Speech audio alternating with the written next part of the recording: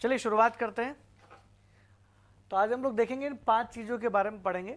इससे पहले हम लोगों ने कटौती प्रस्ताव पढ़ लिया। कटौती प्रस्ताव से पहले हमने बजट के बारे में पढ़ा कि बजट कैसे आता है, बजट की प्रोसेस क्या होती है। सारी चीज़ बहुत आसानी से आपको समझ में आ गई होगी। देखिए हम लोग बात करें विप के बारे में। विप क्या होता है? हिंदी में इसको बोलते हैं सचेतक, सचेत करने वाला। आपने क्लास में मॉनिटर सुना था? मॉनिटर तो सुना होगा ना। क्लास में मॉनिटर का काम क्या होता है? क्लास में कितने बच्चे आ रहे हैं, कितने बच्चे एब्सेंट हो रहे हैं और कितने बच्चे चुगली कर रहे हैं, कौन किसके बारे में, मास्टर के बारे में कोई कुछ उल्टा सीधा बोल रहा है। तो वो जो मॉनिटर होता है वो सारी बात जाकर के आचार्य जी को, टीचर को जाकर बता देता है। बचपन में से लगता है कि मॉनिटर जो है वो टॉपर होता होगा इसलिए उसको मॉनिटर बनाते हैं। ऐसा कुछ नहीं, उसके अंदर चुगली करने की अगर क्वालिटी है, हाँ ऐसा बोल सकते हैं, तो उसी को मॉनिटर बनाया जाता था। सबको लगता था कि मैं टैलेंटेड हूँ, शायद इस वजह से बना है, लेकिन वो टैलेंट कुछ और होता है, ताकि वो सारी चीज़ें बता करके दे जाए। ब्रिटिश एरा से ही शुरुआत हो गया था इस बात का। बड़ी बड़ी जो पार्टियां होती थी, एक्चुअली क्या होता है कि पार्टी रिस्पॉन्सिबल, अगर मान लो आज बड़ी बड़ी पार्टियां इंडिया में है, कोई बहुत बड़ी राष्ट्रीय स्तर की पार्टी है, उसके किसी व्यक्ति ने पार्लियामेंट में या कहीं कुछ उल्टा सीधा बोल दिया, तो व्यक्ति तो बोल जाएगा, लेकिन उसका खामियाजा किसको भुगतना पड़ता है? पार्टी को। भाई पार्टी में बात आती है ना, पार्टी अपने लोगों को मेंटेन नहीं कर पा रही। तो क्या होता है कि जो बड़ी बड़ी पार्टियां होती थी, ब्रिटिश रूल से ही सिस्टम चल गया था कि हर पार्टी अपनी पार्टी में एक मॉनिटर को बिठाएगा, मतलब सचेतक रखेगा, जिसका मेन काम होगा पार्टी के बीच में डिसिप्लिन मेंटेन करना, अनुशासन को मेंटेन करना। कितने लोग आ रहे हैं, जो नहीं आ रहा है उसकी एप्लीकेशन चाहिए भाई, सबको कॉल करना। इंपॉर्टेंट बिल पर, जैसे महिला आरक्षण बिल पर अभी, तो सबको आमंत्रित करने के लिए उसको सबको बोलना पड़ेगा। जो नहीं आया उसका जवाब देना पड़ेगा कौन नहीं आया। तो विप जो होता है एक तरह से होता है कि लोगों के, अपने मेंबर के बीच में अनुशासन मेंटेन करने के लिए जिम्मेदार व्यक्ति होता है। जिम्मेदारी लेनी पड़ेगी उसको, हर पार्टी को ये डिसाइड करना पड़ेगा। हर पार्टी एक व्यक्ति को रखती है, खासकर बड़ी बड़ी पार्टी को रखना पड़ता है। पता चला किसी पार्टी का एक ही मेंबर है तो जरूरत ही नहीं है, लेकिन ज़्यादातर बड़ी बड़ी पार्टियों को सचेतक विप को रखना पड़ता है। और ये एक विप नहीं होता, बड़ी बड़ी पार्टियों में 3 विप होते हैं। हालांकि बहुत कम जगह मिलता है, एक कुछ जगह लिखा हुआ है कि विप जो है वो 3 तरह के होते हैं। एक होता है एक रेखी विप, 1 लाइनर विप, नॉर्मल जो छोटी मोटी चीज़ों के लिए रिस्पॉन्सिबल। एक होता है 2 लाइनर विप, 2 रेखी, द्विरेखी विप। और तीसरा होता है बहुत पावरफुल 3 रेखा वाला। कुछ होता नहीं है, नाम के नीचे 1 रेखा, 2 रेखा, 3 रेखा खींची जाती है। लेकिन हाँ, वो तीसरी रेखा, 3 रेखा वाले विप की बात अगर नहीं मानी तो हो सकता है कि उस बिहाफ पर लोकसभा स्पीकर को वो बोल दे कि इन्होंने अनुशासनहीनता करी है या हमारी पार्टी के खिलाफ वोट किया। दल बदल विरोधी कानून पढ़ा था ना हमने, उसमें कुछ पॉइंट्स थे। यदि व्यक्ति अपनी ही पार्टी के खिलाफ वोट करे, यदि व्यक्ति जानबूझकर मतदान से अनुपस्थित हो, विप की रिपोर्ट के आधार पर ही चाहे तो एंटी डिफेक्शन लगाया जा सकता है। तो विप बहुत इंपॉर्टेंट हो जाता है।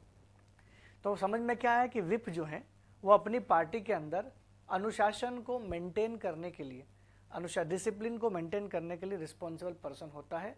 और ये कोई पार्लियामेंट में, हमारे संविधान में नहीं लिखा है, केवल एक ट्रेंड है जो हर पार्टी के लिए ज़रूरी होता है, करना चाहिए उनको। जैसे मॉनिटर बहुत ज़रूरी होता है क्लास को मेंटेन करने के लिए, क्लास की एब्सेंट प्रेजेंट सब कुछ ध्यान रखना है। जो नहीं आ रहा उसकी एप्लीकेशन देने जाता है, वो देखा होगा आपके स्कूल्स में। अगर सरस्वती शिशु मंदिर में पढ़े तो वहाँ तो बहुत ट्रेंडिंग में रहता था ये। हम लोगों ने यही किया है, हम ऐसे ही करते थे। और मैं भी मॉनिटर बनाता। शुरुआत में मुझे भी लगता था कि शायद टॉपर्स है या टैलेंटेड इसलिए बनाया जाता है, लेकिन बाद टॉपर नहीं था, बना दिया था।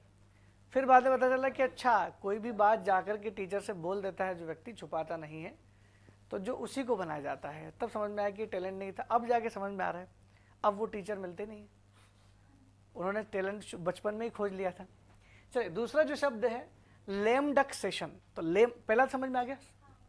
दूसरा है लेम डक सेशन या लेम डक सत्र। हालांकि डक मतलब समझते आप? डक, अरे क्रिकेट देखते हो ना, पहले, आजकल तो नहीं आता, पहले बहुत आता। डक, अगर कोई 0 पे आउट हो जाता तो बिल्कुल 0 पर। अरे डक मतलब जो नहीं कुछ परफॉर्म कर पाए। होता क्या है कि जो पिछली बार मेंबर ऑफ पार्लियामेंट बन के आए थे या कई बार बन के आ चुके, लेकिन नए जो चुनाव की नई सत्र लगी है लोकसभा की, 5 साल के बाद जब नई लोकसभा आती है, तो उसमें वो जो पहले तो मेंबर ऑफ पार्लियामेंट थे लेकिन इस बार चुनाव लड़े और हार गए। अब उनका विदाई समारोह नहीं दे पाए ना हम लोग। जो लोग पिछली बार जीत करके आए थे उन लोगों को हम लोग इस बार कुछ बोल ही नहीं पाए। तो वो लोग जो इत्तेफाक से नहीं आ पाए, हार गए, जनता के सामने हार गए, उन लोगों को स्पेशल इनविटेशन दिया जाता है कि भैया आप आइए, आपको बाय बाय कहना भूल गए, जो भी कैडबरी वेडबरी जो भी देना दे देंगे, भाई आओ आओ तो सही। तो उनके लिए एक विशेष सत्र आयोजित किया जाता है, इसलिए उस सत्र का नाम रख दिया लेम डक सत्र। और वो जो जो लोग हारे हैं उनको भी बोलते हैं लेम डक, उनका नाम ही लेम डक। ये हमारे यहाँ सिस्टम नहीं था, ये तो अमेरिका से इंस्पायर्ड है। हम भी करते थे, ठीक है भाई आओ कव्वाली वव्वाली रख देते हैं, खाली एक आधी किसी का, किसी इरशाद कादरी या किसी का कव्वाली गवा लेते हैं, बढ़िया से आराम से प्रोग्राम कर लेते हैं, ऐसा कुछ करते हैं। तो कुल मिला के सभी लोगों को हम लोग जो क्या करते हैं, जो नहीं जीत पाए उनको विशेष आभार की, ठीक है जो भी हो पाए, लेकिन आपने पिछले 5 साल में जो योगदान दिया है पार्लियामेंट्री प्रोसेस में, उसके हम आभारी हैं। हाँ नहीं, तो रिटायर वाली बात, रिटायर नहीं, वो वापस जीत के आते हैं ना, राज्यसभा मेंबर से आ सकते हैं, कोई दिक्कत नहीं, कितनी बार आ जाइए, ठीक है। ऐसा नहीं कि राजनीति से रिटायर ले गए तो वापस नहीं आ सकते, वापस आ सकते हैं। रिटायरमेंट कोई ऐसी प्रोसीजर नहीं है कि यार कि एक बार रिटायर्ड हो गया तो वापस नहीं आएगा, जो मर्जी जितनी बार रिटायर्ड होकर वापस आ जाओ, ऐसा कुछ नहीं। जब रिटायर होता तब बधाई देता है। हाँ हाँ, तो वैसे ही होते हैं हमेशा, उनको लगता है कि वापस नहीं आएंगे, लेकिन आ जाते हैं। नेता जब तक उनकी एज है तब तक नेता बन सकते हैं, कोई लिमिटेशन नहीं है। दूसरी बात करते हैं, लेम डक तो समझ में आ गया आपको, है ना। धन्यवाद प्रस्ताव एक महत्वपूर्ण प्रस्ताव होता है। एक्चुअली धन्यवाद का मतलब ये होता है, जैसे फॉर एग्जांपल मैं अभी आपकी क्लास लेकर के निकलूंगा यहाँ से, तो आपका एक इथिक्स है कि आपको सिखाया जाता है, बचपन से सिखाया कि जब टीचर क्लास लेके जाता है, क्योंकि विशेषकर क्लास लेके आता है, तो क्लास लेके जाता है तो हम लोग उसको थैंक यू सर बोलते हैं, थैंक यू मिस बोलते हैं, थैंक यू टीचर बोलते हैं, स्कूलों में भी ये किया हमने। लेकिन राष्ट्रपति जो है वो संसद का हिस्सा तो है नहीं, पार्लियामेंट मेंबर नहीं है राष्ट्रपति जी, संसद का हिस्सा ऐसे मानते हैं हम लोग, लेकिन संसद के मेंबर नहीं है। तो संसद में वो आएंगे नहीं, बैठते नहीं है, लेकिन कुछ विशेष ओकेजन होते हैं जब राष्ट्रपति जी संसद में आते हैं और संसद में अपना भाषण पेश करते हैं। और वो विशेष ओकेजन्स होते कब, वो जब 5 साल बाद लोकसभा की पहली बैठक होती, तब सभी मेंबर ऑफ पार्लियामेंट का स्वागत करने के लिए आते, पहली स्पीच उन्हीं की होती।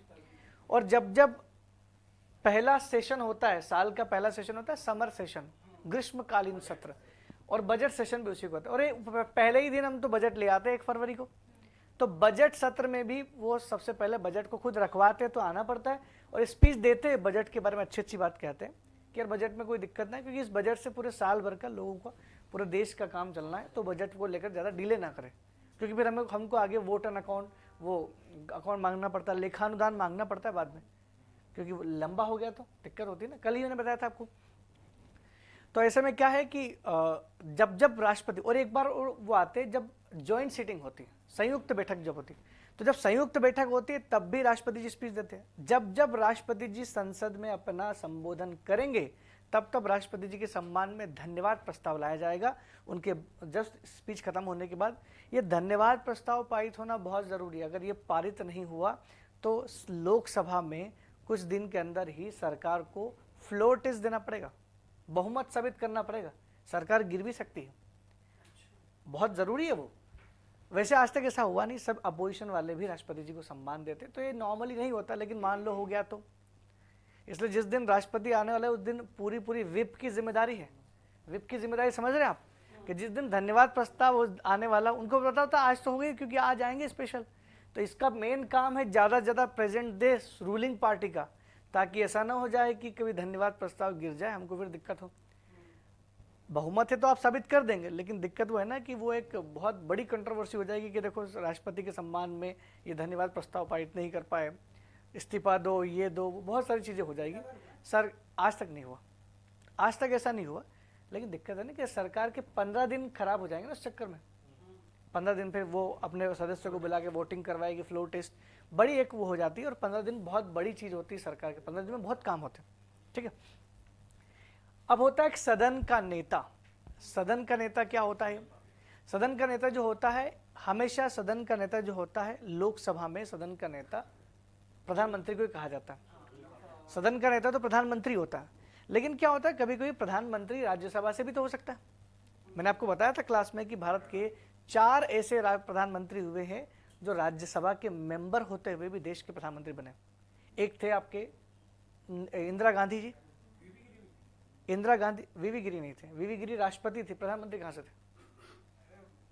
एक थी इंदिरा गांधी, उसके अलावा मैंने बताया था HD देवगौड़ा, IK गुजराल और मनमोहन सिंह, मैंने 4 नाम बताए थे आपको।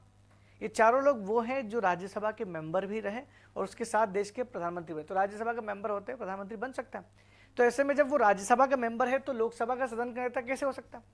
तो साफ शब्दों में ये लिखा हुआ है कि प्रधानमंत्री सदन का नेता होता है। अगर प्रधानमंत्री लोकसभा का मेंबर नहीं है तो वह व्यक्ति लोकसभा का सदन का नेता हो सकता है, जिसे प्रधानमंत्री नॉमिनेट करे कि आप लीडर ऑफ हाउस बनेंगे। लीडर ऑफ हाउस का काम क्या होता है? वो मुख्य प्रवक्ता होता है, हर चीज को जवाबदेही उसकी होती है हर चीज में। तो हो सकता है कि प्रधानमंत्री जी बहुत ज्यादा समय न दे पाए पार्लियामेंट में, तो वो किसी और व्यक्ति को सदन का नेता चुन सकते हैं। अब आपकी जिम्मेदारी है कि आप सर्च करें कि इस बार सदन का नेता कौन है। वैसे ही राज्यसभा में भी होता है। राज्यसभा में भी किसी मंत्री को कोई किसी को भी नॉमिनेट कर सकते हैं, प्राइम मिनिस्टर साहब, वो बन सकता है सदन का नेता। तो ये तो एक फिक्स्ड पोस्ट नहीं है, लेकिन हाँ, अगर ऑप्शन पूछा जाए कौन होता है सदन का नेता, तो इन जनरल आंसर जो होता है वो प्रधानमंत्री होता है।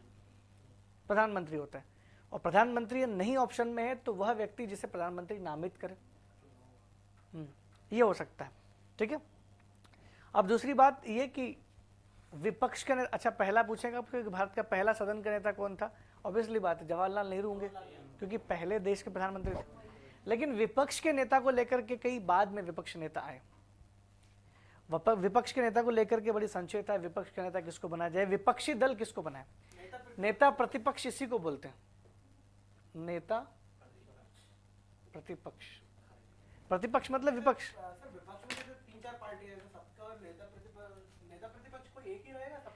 वही रूल में बता रहा हूं अब आपको, नेता प्रतिपक्ष के लिए या विपक्ष दल के लिए, दोनों के लिए एक ही रूल है। रूल क्या है? रूल यह है कि वो दूसरी सबसे बड़ी पार्टी,